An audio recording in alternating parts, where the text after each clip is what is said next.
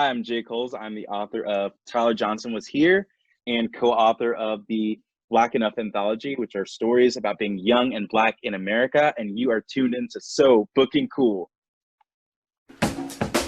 So fucking, so fucking, so fucking cool. It's so motherfucking cool to listen to So Booking Cool. Welcome to So Booking Cool, it's Joel B. In this episode, I chat with the critically acclaimed author of More Than 5 Years. He is a music composer and member of the American Society of Composers, Authors, and Publishers. He is also one half of the podcast show Eating with Jay and Paul. He's written many books, including his 2014 debut, The Growing Feathers, and 2015's Under the Lights, Lionheart, and Come As You Are. He is the co-author of 2019's Hungry Hearts, 13 Tales of Food and Love, which Kirkus wrote, a brilliant multicultural collection that reminds readers that stories about food are rarely just about the food alone. He also co-authored the anthology Black Enough, Stories of Being Young and Black in America. Booklist said, a poignant collection of stunning short stories by Black rock star authors. His 2018 YA novel, Tyler Johnson Was Here, continues to resonate. Entertainment Weekly said, exploring the current climate of police brutality and viral culture, this harrowing YA effort is based on his author's own experiences with tragedy and loss, a personal touch felt across every page. Here with us today, he is Jay Coles. Stay tuned for our conversation only right here on So Booking Cool. Hi, thanks for having me. Hi, Jay. Awesome. Thank you for coming on. So excited to speak with you. Yes. You know, not too long ago, you have posted on social media about your thoughts and feelings on some of the publishing industry. So Yeah. Just tell us what has prompted you to do so. Yeah, thanks for asking that question. I think, very recently we've had this conversation on social media about the ways that marginalized writers, especially Black writers and especially Black women in our industry, are oftentimes treated, way worse than our white counterparts. And this has been an issue that's happened since the very beginning of publishing, but we're now just sick and tired, and we're sick and tired of having to just kind of be quiet about that. And I think I've been prompted about, I don't know if you followed the hashtag called Publishing Paid Me, which was a hashtag started by authors L.L. McKinney and Tochi Onyebuchi. And essentially they were just kind of breaking down the disparities in the way that writers are paid between white writers and writers of color, especially Black writers. And we've seen how, white authors who are writing about race are getting these 6- and 7-figure deals, while like Black writers who are actually experiencing the trauma are getting a pack of peanuts. Like we're not getting the same kind of treatment. And so I think we've had to really address some of those issues that make it hard for Black creators to stay in this industry. And so, I don't know, I started the conversation because I was just fed up of having to just be silent on that. So. And it showed that you were not alone in that and being, fed up. Yes, I did see the hashtag Publishing Paid Me. Do you know at all if publishing has been responding to these types of to people expressing their views and these realities? Yeah, I've seen glimpses of responses. I've not seen any large commitments from publishers. I know publishers have seen the hashtag because it's everywhere. It went viral. I mean, it's been, it's quoted in articles. I mean, it's been kind of like what has been the main focus of the YA Twitter world for a couple weeks now. And so I know that publishers have seen it. I think there is a reluctance to have that conversation because it makes people uncomfortable. And I think, I don't know if publishing is ready. If I'm being honest, I don't know if publishing is ready to address those issues because they're so systemic. and it will require, and I posted about, and I tweeted about this, it will require, and I use this analogy of cleaning out your messy house.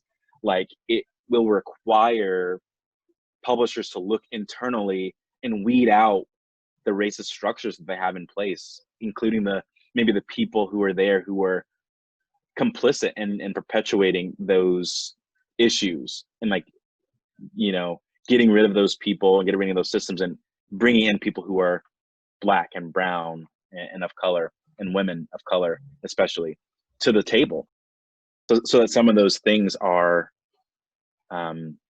changed. So Yes, and are these changes that can be like, is it a simple change to be made, or is it, because it is so systemic, is it something that's going to require more time? Just what are your thoughts on that, Jay? Yeah, that's a great question. I think it is a complex, complicated issue that, like, of course, I don't think everything's going to happen overnight. No one's going to snap their fingers and all of publishing's issues are going to be fixed. I think it will take a commitment to doing the work over a long period of time, and not privately, but publicly doing that work. Like, we shouldn't see continually, white authors getting book deals that are 7 figures, and, Black authors writing books who are getting paid like absolutely nothing for writing similar books, right? Like, why is there this stereotype in this, or this like notion or concept or idea in our industry where Black books or books that feature characters of color are deemed to be issues or issue books, or not mainstream, or whatever? Like, why are we kind of brushed to the side? I think that's an issue that will take time to investigate for publishing, and for them to do the necessary work to correcting, repenting, and redeeming publishing, in and of itself. So, Remember when you first fell in love with writing, and when did you decide to pursue it? Yeah, it's funny because I think a lot of people think that I started out writing books, or that I started writing out stories, and I didn't actually. I started writing music when I was in the, 6th grade. I remember being in like 6th grade band in my middle school, and was like, gosh, all of this music that we're playing is just so boring. It's all, it's not fun. There's nothing exciting about it. And like, the music that we're playing are dead white guys. There's nothing against them, they're dead white guys. But I mean, to me, that wasn't exciting because I didn't have a connection there. But I fell in love with the way that the idea of music could tell a story, right? And so I started composing music to tell a story, like partly to tell a story, but partly also just to have something fun to play in band for like me and my friends. And so I write like these little duets for like saxophone and trumpet, or like whatever. And then after that, I kind of recognized like, oh, my heart in this is to like tell a story, like above anything else. And I spent some time digging into that and started writing short stories after that. Then felt like I wanted to challenge myself into maybe writing a novel someday, and wrote some really bad ones before I felt like I could write some really good ones, and it all started out from having really boring music in 6th grade band. So, yeah. Okay, so you've always had that storytelling in you. Yeah. Yeah. Yeah. So how did you go about becoming a member of, the what is it, the ASCAP? Is that it? The ASCAP, yeah. ASCAP. Yeah. They are the society that essentially helps you figure out royalties. They help you figure out how to really break out in the music scene. They help you out if you're also an author and you write about music or whatever. And so I joined them because before I had an agent, they were kind of acting as, the agency that was controlling a lot of and handling a lot of my like the business side of things for me, because I don't know, I studied English, so I don't know anything about the business. So all that stuff I need someone else to handle. But they've been really influential in how they elevate and promote like all of their members as people who create. And I think organizations like ASCAP that promote arts are super, super important. And I think we need to see more of that. So Yeah, it sounds important. So do yeah. you recommend that creators, authors, Yeah. illustrators, songwriters join? I absolutely recommend, if you're a creator, create music, songwriters, composers, I will definitely recommend you check out ASCAP, or there's another organization called BMI. And BMI does some similar things, but also just does some other things too. And I know a lot of creators also join BMI. Yeah. So I noticed you mentioned earlier that some of your early writing was bad, which I think is common for a lot of writers Yeah. to say, to look back on. Mm-hmm. I want to know, what do you think makes bad writing in a bad book? Yeah, I mean, I think that's something that's super subjective, right? I mean, I think I can speak to my experience on that. I think for me, gosh, I was even processing this like earlier this week. I was talking with a friend and I was like, gosh, I wrote so many bad books, and they were asking me, well, what made them bad? Like, was it the writing? Was it the story concept? But I was like, I think a little bit of both. I think the writing and the story concept were bad, and it was because I felt like I had to write a certain way. I couldn't write African American vernacular English, right? Like I couldn't write, the Black experience. So literally all of the books that I had written, to start out with, there was not a single Black character. Like all the characters were white. They all talked like they were miniature E. Cummings and famous poets or whatever, and was kind of like, oh, maybe I have to fit the mold like a John Green. I have to be the next John Green, and so I have to write like he would write. And to me, looking back on those stories, made them bad. Not because all the kids were white, but I think because I felt like I had to do that, in order to like get published or get my name out there. So like whitewash my stories and completely exclude my own experience as a Black person. I think looking back on that, I regret doing that, but I felt like, gosh, that's what I felt like the industry was telling me to do. And I think that made my writing and made the stories that I was coming up with very old and boring, because I was just essentially writing a John Green novel like over and over again. Not saying that John Green's books are bad, but I think he's oftentimes the standard, or was the standard at one point, for YA literature. So Yes, I think a lot of us know exactly what you're talking about. That's very compelling, what you just described. So how did you break away from feeling like you had to follow this formula? Yeah, I mean, that's a great question. I honestly have to say that it was a recent, like a very recent kind of shift in thinking. And it was kind of, by recent, I mean in the last like 5 years. So I started to see like national headlines of Trayvon Martin and Michael Brown and Tamir Rice and all these like innocent, unarmed African-American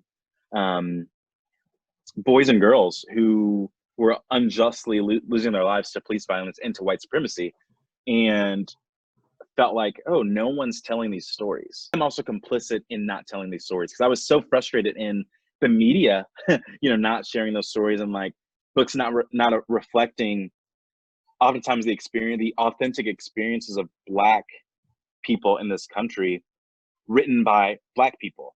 And so I was like, gosh, I'm also complicit in that. I'm also complicit in the idea of, not sharing those stories and not, writing characters of color into my work. And so I was like, that's part of the problem. Like I also can be complicit in that, and recognizing gosh, what can I do to combat that? And I was like, it's simple.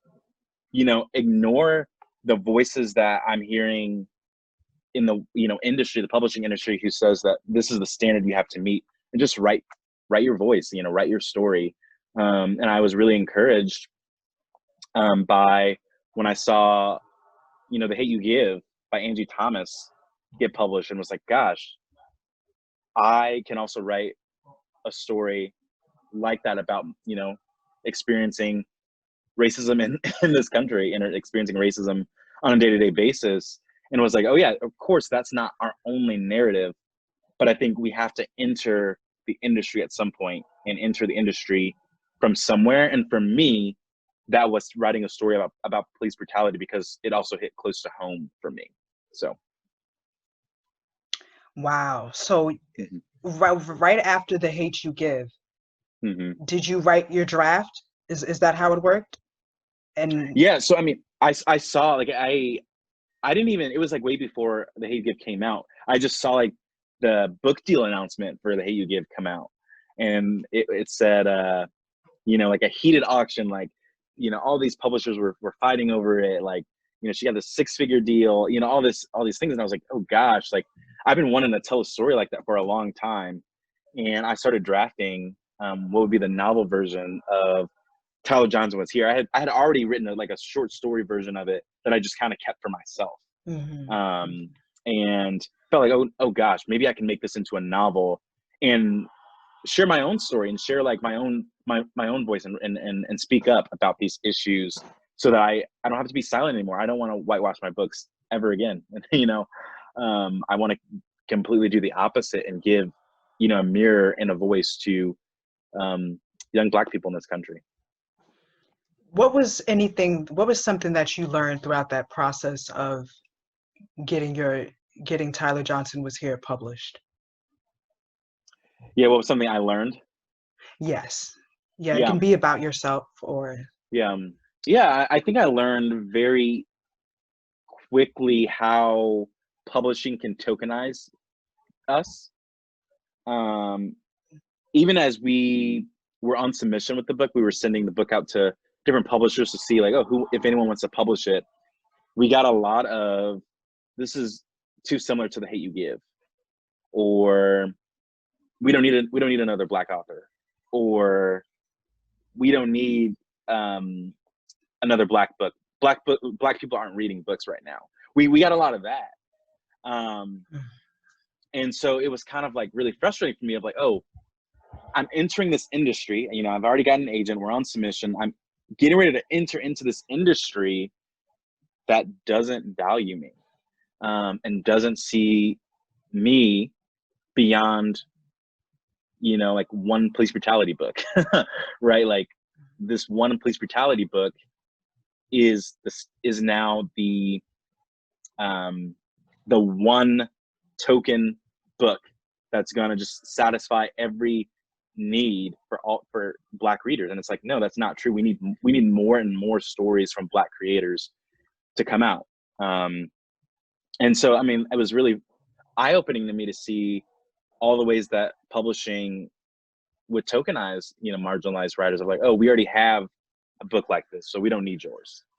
Meanwhile, like, we can have 50 white road trip books come out by 50 different white authors, from the same publisher, and everyone's fine with that. And so having to navigate, like, what does that mean? And it means being sick and tired and speaking up through social media. I mean, social media has been a huge influencer of change, as we've seen over the years. And I think we've now started having those conversations vocally on social media about all the ways that publishing continues, and has in the past continued, to hurt and tokenize us. And so it's really eye-opening, and has made me, I noticed, even for myself, like, I noticed me going from feeling really like timid in the industry, of like, oh, I just want to like make it into the industry. I don't want to step on anyone's toes. I want to be the peacemaker here. I want to accept the pack of peanuts they want to pay me and not complain about it. Instead of now where I'm like, I don't give a, you know what, I don't care anymore. I'm sick of it. I'm ready for change. So I think I've been on that journey ever since Tyler Johnson came out. What are your views for people who feel exactly like how you just said with, because I think that that's so relatable. I'm glad you even Hmm. mentioned that. When people Hmm. are entering industries Hmm. as a Black person, and especially if it's an overwhelmingly majority white industry, and you don't want Yeah. to cause problems, you don't want to step on anyone's toes, even just in Hmm. general. So what is your advice for people right now who might be experiencing that? Like, Yeah. what should they do?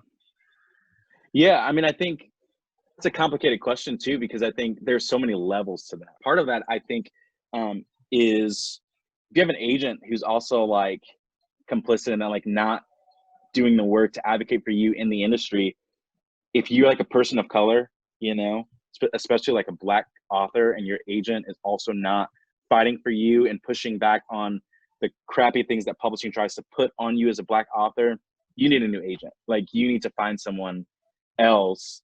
Um, but anyway, yeah, I Yeah, think, yeah. I think the other side of that is, if it's not your agent who's like perpetuating some of that for you, then like, I think you just need to like find the spaces where people can advocate for you. I think for me, it's been really influential for me to have community, even on Twitter. Like, it's a weird thing, but like, Black YA Twitter has been, where I've, come to find a lot of my encouragement, a lot of my advice. I really trust a lot of my friends like Nick Stone and Angie Thomas and Ella McKinney, who continue to help me navigate this industry. And if you don't have people who have your back and can advocate for you, who are already established in the industry, it's gonna be really, really hard. So I would advise people to make connections and make relationships inside the industry. And it's as easy as being on Twitter or social media, and making those connections. So All right. Yeah, and yeah. I was going to ask you a question about, so you answered it for me because I was going to ask, is it important for authors to be a part of communities with other Yeah. authors?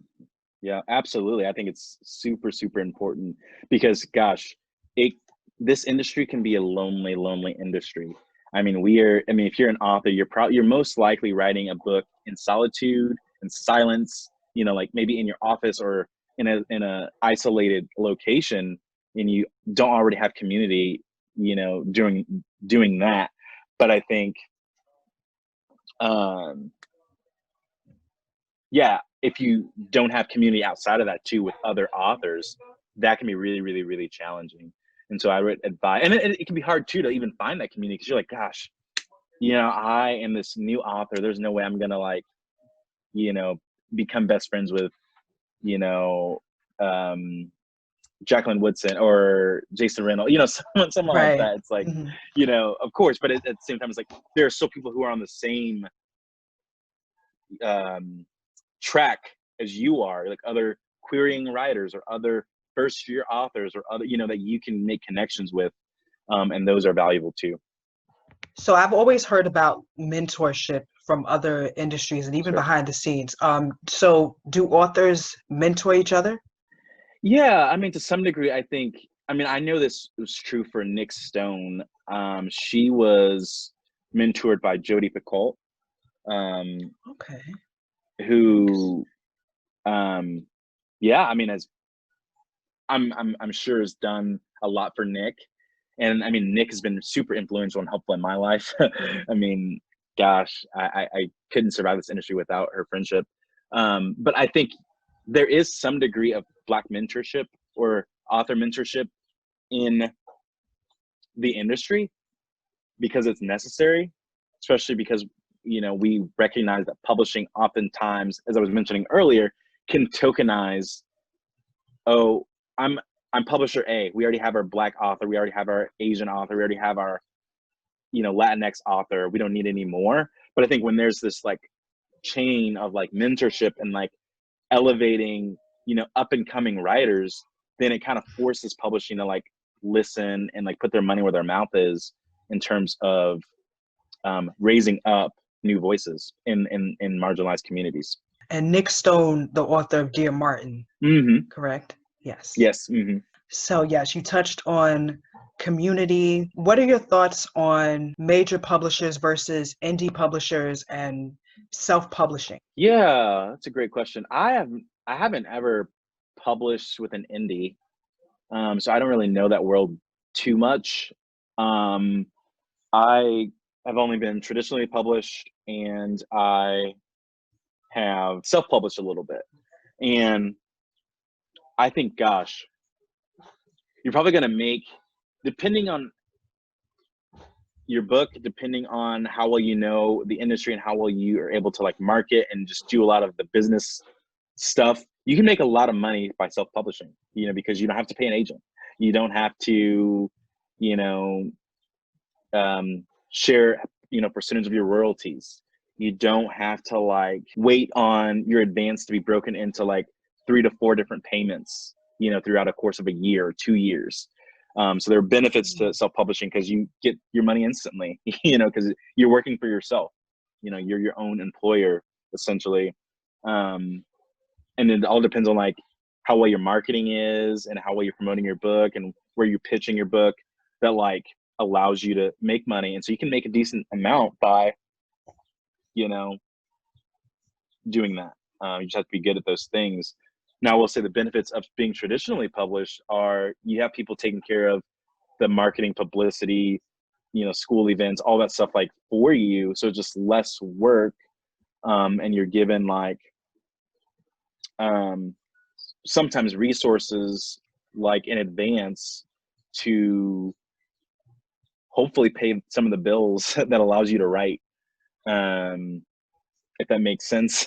And yeah, I think like for me, that's been super influential because I was really, really bad at marketing myself by,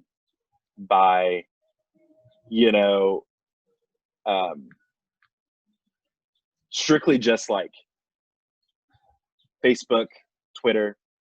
Because back then when I was like self-publishing, I had like 10 followers on social media on Twitter. And I was like, gosh, no one is ever going to read these books. But me having to like pitch them to friends and like go to Walmart and Target and say, hey, would you guys, sell my book here, and getting rejected there and things like that. And so it just makes it's harder to self-publish. But I think there are so many fruits and benefits that can come out of that too. I've heard a lot of good things about indie publishing. I just don't feel confident enough to speak on that because I've never done it. So. Yeah. And what are some other ways that authors can help promote themselves outside of some of the standard ways of marketing in the publicity departments in publishing? Social media. Yeah. I mean, so I mentioned social media, but I also think like, gosh, I hate to say that there's a silver lining in this quarantine because I don't know if I could say that because it feels insensitive, but I think like something in this quarantine time, because of COVID, because we've been doing a lot of things online and virtually. I think one thing is that I hope we can continue doing moving forward, even after we can kind of get away from doing Zoom calls and whatever, but continuing to do some sort of like online, events, continuing to do things where you're saying, oh, how can I like, create a Zoom link or whatever and invite people into this time where I can maybe be in conversation with this other writer, right? And just talk about our work, just talk about craft, just whatever, building up some sort of like rapport with people or so that people can just hear your voice and your passion for your work. And I think, gosh, oftentimes people aren't able to travel or to go to events or conferences all across the country because that's expensive. You have to buy plane tickets and you have to like put money towards that. But are you able to like do something as simple as attending virtual conferences or virtual events to promote yourself out, get yourself out there and your name out there from the comfort of your own home, where probably doesn't require a whole lot of money to do that. So So just like with putting yourself out there as an author, Tyler Johnson Was Here is a story that is personal to you. What is it like, Jay, to insert parts of your journey into literature and whatnot? Yeah, I think for me, I really had to learn what that means. I think I felt really healed by doing that, by putting parts of my story and parts of my life in the book. I also feel, yeah, like, um, I don't know, like, though part of that was really good and really healing, I think I was not ready to experience the critique or the pushback from readers. I mean, I've gotten a lot of really, really good, really positive feedback from readers that I love, but I've also gotten a lot of really, really, really negative hate mail from readers too, about like parts of my book being inauthentic or being not true or being, um, you know, whatever, that like has been hard for me, because it's like, oh no, that's my trauma. That's like something that actually happened in my life, or that I actually witnessed. And to hear someone write, this email to me saying that they felt that particular part of my book was, you know, stupid or untrue or whatever, feels hurtful. That's really, really hurtful to hear, like, oh, you don't understand that that was actually something that I experienced, and therefore you don't understand my value in a way, and why I wrote the book, and why I included that in the book. And so for that, I had to really, learn how to recover from that. If I'm being honest, like, I mean, I took a year off writing after that. I mean, after Tyler Johnson came out, because I just couldn't deal with the like feedback that I was getting, especially the hate mail, because it was oftentimes like, this book has too much police brutality. This book hates cops, or this book hates white people, and it's like, that's not what I wrote. And the fact that people see that, or think that, is hurtful to me. And so I kind of had to learn how to navigate and recover from that, to like be able to write again. So, I mean, there are, I would say it's certainly a good thing to like write your story and write your own experiences. Like, we have the hashtag like own voices, but I think there's a side to that you have to be ready for. And it's a side of, are you ready to confront people who are confronting you about how your experience is untrue or not valid? And it's like, you have to be ready. And I wish someone would have told me that. But I had to learn that myself. Wow, that is just, I'm sorry that you got that kind of insensitive mail and messages from readers. Oh my gosh. Yeah. Why do you think for groups of people out there, for some people who feel this way, why is it so easy for them to make it seem like, oh, you're calling out all people, with just some of the feedback that you got? Yeah. Why do you think they're so quick to jump on that? I mean, because when people read about racism, they usually see themselves, right? Like, when people, I think about the character Haley in The Hate You Give. A lot of white readers look at that and look at Haley from The Hate You Give and go, oh gosh, I've been Haley, and in my life. And it's like, people feel called out when they read books like mine and like Angie's and like Nick Stone's, because I mean, we oftentimes can see, I've heard this saying before, that, books are oftentimes, mirrors and windows, right? And think like, oh gosh, I think books about racism written by Black people, written by people of color, can oftentimes be those mirrors for people of color, but those windows for white people to see, oh, this is how I'm also complicit in this. And I think there are two groups of people that respond to that. Group A, that respond by saying, well, what can I do to be an ally? What can I do to help fight against this injustice? And there's, the second group, who are like,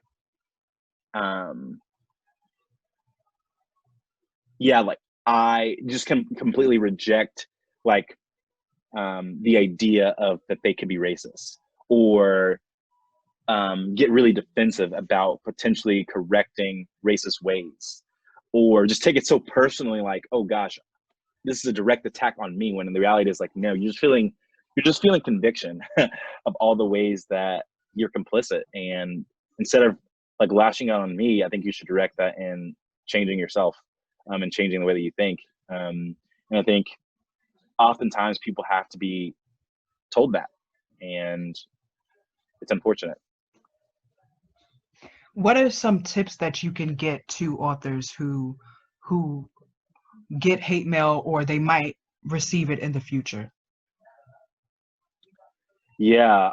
Gosh. So I've taken my website right now is under construction, so it's not up anymore right now. It'll be back up soon. But when my website was up and running, I had to take away my email. And so I took away my email and I only put my agent's email. So like, instead of me getting all the, hate mail and all the, whatever to my direct email, I allow my agent to filter through it so that she just forwards me like all the good stuff, and she just deletes all the negative crap. Which I'm really, really thankful for my agent. Shout out to Lauren Abramo. Gosh, super, super amazing person who I'm so grateful is on my team. But I think that was a step that I had to take. But I think for authors who, keep their email on there for whatever reason, I would say creating filters can be helpful. And yeah, if you're someone who feels like, gosh, I have to read everything that comes in, which first of all isn't true, but if you feel that way, I understand that. And I would just say, read everything with a grain of salt. Like, try to see that, someone who's saying that you 1-star to review doesn't have the authority over you as a creator. Like, it's like, you got paid, you got a book out. So, and what did they do? And, kind of mentality to kind of push through that. Excellent. And are you currently writing another YA at the moment? Yes. I'm currently working on several projects. Here in the next couple weeks, I'll have an announcement to make on social media. So, that's, I guess, something to look forward to. I can't really say much more about it, but aside from that. Okay, that's exciting. That's definitely exciting. Yeah.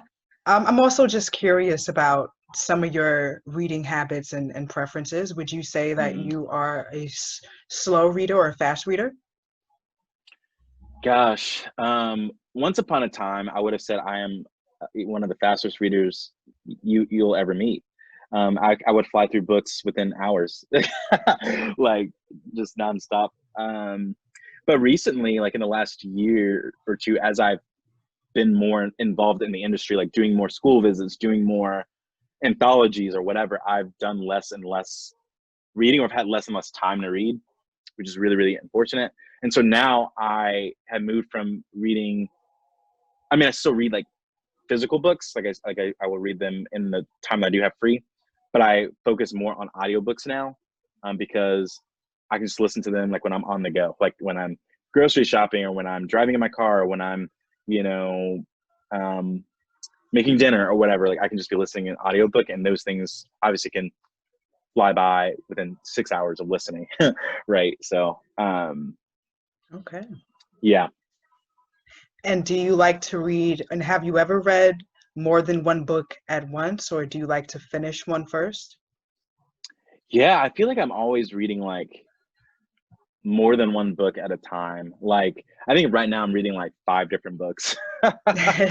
So, yeah. So when you pick up a new book to read, how far into it do you decide that you want to keep reading? Yeah. I mean, I think I decide on the first page. I decide on the first page if the story's going to stick with me. And it's usually on, do I connect with this character? Like, do I connect with the writing? Do I connect with this author? Does it resonate with me? And I'm not gonna lie, I've read some books, that people have asked me to blurb for them, and I got through the first page and I was like, no, like, I can't do it.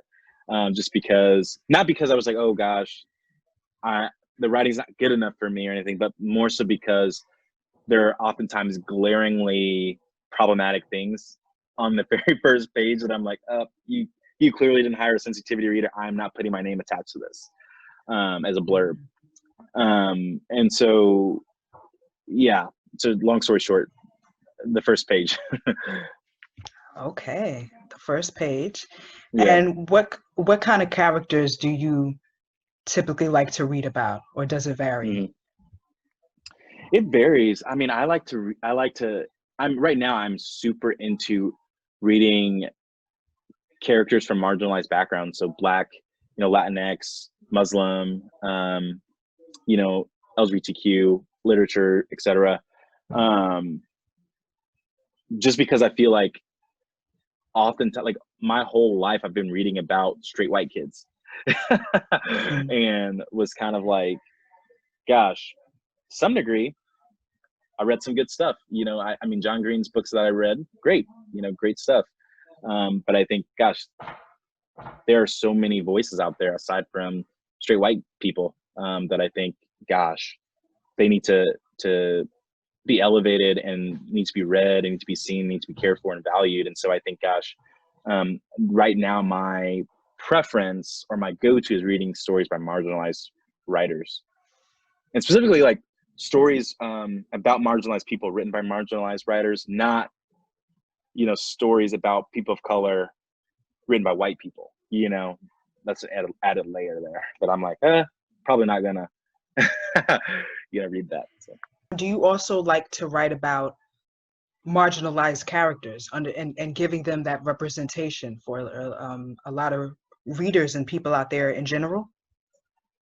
Yeah, absolutely. I mean, gosh, I say this a lot to my friends. I say, gosh, like, I want to write stories about the people that I do life with. Like, who are the people that I'm living life with? Who are the people that I am actively in community with? And I'm like, gosh, there's a diverse group of people that I'm actively doing life with. Like, we all think differently.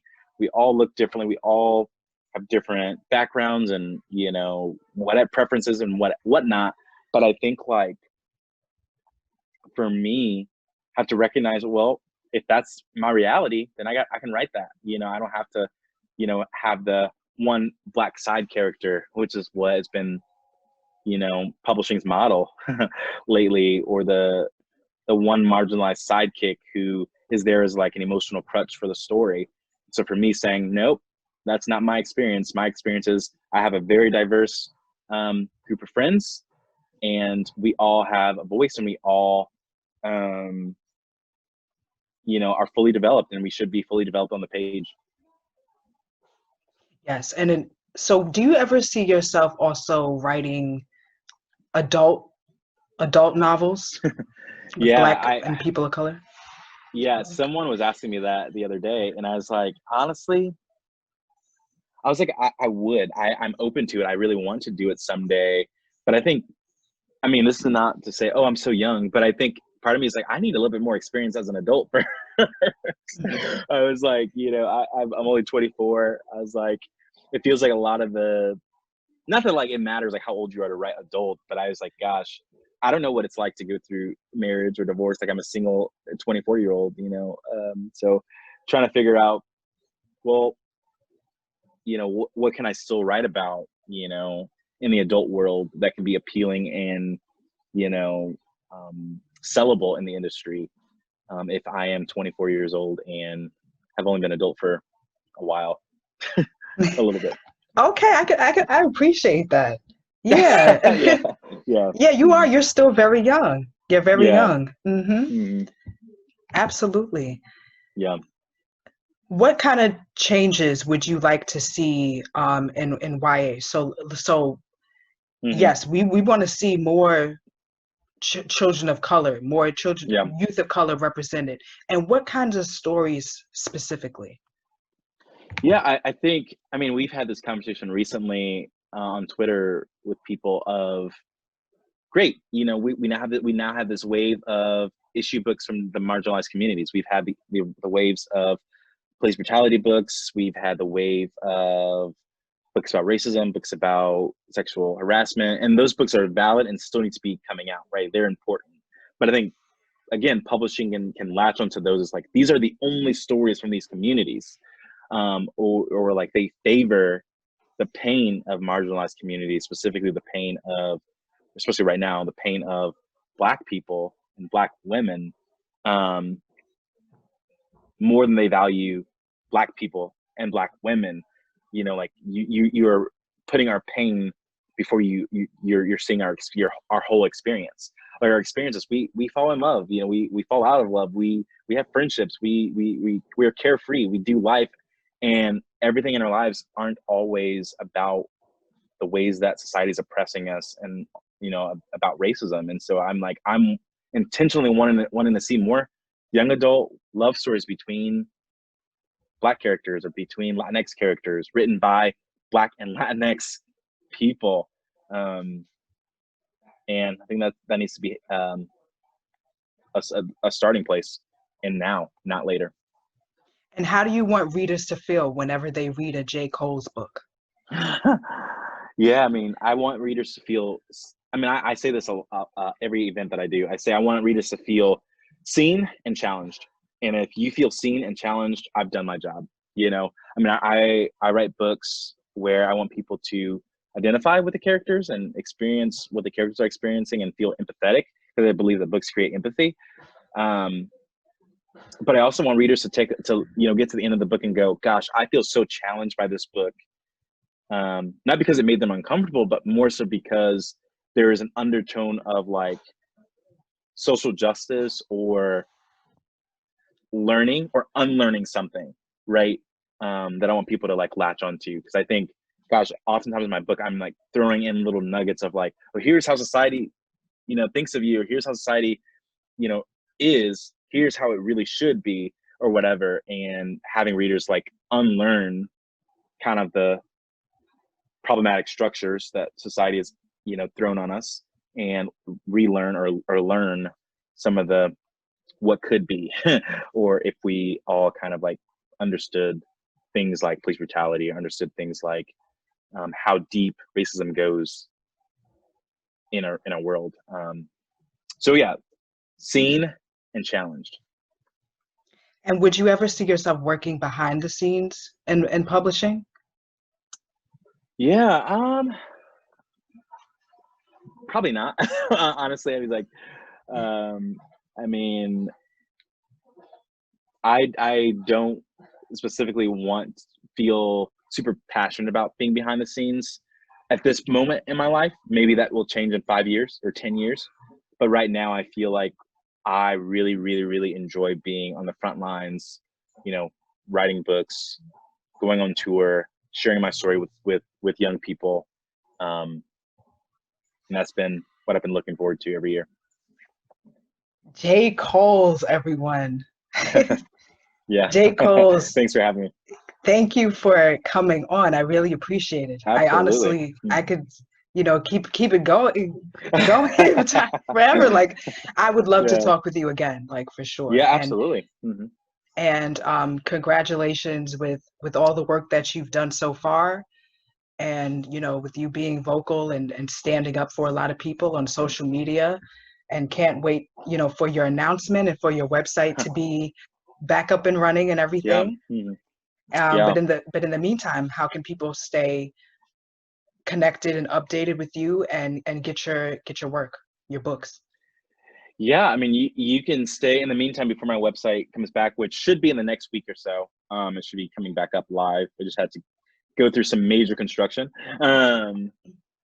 You can follow me on social media, on Instagram and Twitter at Mr. J. Coles. That is at MRJAYCOLES, Mr. J. Coles. And I am always posting about some of my upcoming events, posting about books that I'm reading, posting about, my own art and the books that are coming out in the near future. Hint, hint. And yeah, so you can find me there. And what about when it comes to music, your music related stuff? How can we keep up with that? Yeah, that's a great question. So I don't post a whole lot of my music on social media, but when my website comes back on, there's a tab that will say J. Cole's music. You can just click there, and you'll be able to listen to some of my music. You can look up J. Cole's on YouTube, or you can just type in J. Cole's music in Google, and you can listen to music there. There are a couple of tunes that I have on Spotify. If you want to check out that, they're instrumental. So if you like instrumental or classical music, you can find me there. Fantastic. Thank you again, Jay. Thank you. And thank you to all the listeners. Until next time, so booking cool.